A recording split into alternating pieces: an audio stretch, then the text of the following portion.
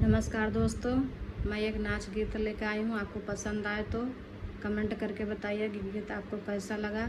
आइए मैं आपको सुनाती हूँ। उठान गीत है, नाच गीत। अब की होई दलनवा तो है बोलई बैना नदी।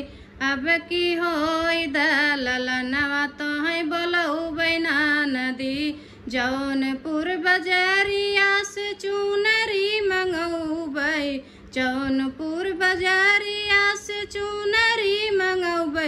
तोहें पहिनौबै ना नदी, तोहें पहिनौबै ना नदी। अब की होई दलनवा तोहें बोलैबै ना नदी। अब की होई दलनवा तोहें बोलैबै ना नदी। जौनपुर बजरिया से कंगना मंगौबै। तोहें पहिनौबै ना नदी, तोहें पहिनौबै ना नदी। अब की होई दलनवा तोहें बोलैबै ना नदी। अब की होई दलनवा तोहें बोलैबै ना नदी।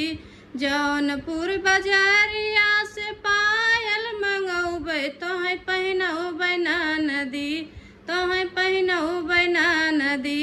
अब की होई दलनवा तोहें बोलैबै ना नदी। अब की होई दलनवा तोहें बोलैबै ना नदी। जौनपुर बजरिया से छेना हम मंगौबै। तोहें खियौबै ना नदी, तोहें खियौबै ना नदी। अब की होई दलनवा तोहें बोलैबै ना नदी। अब की होई दलनवा तोहें बोलैबै ना नदी। अब की होई दलनवा तोहें बोलैबै ना नदी।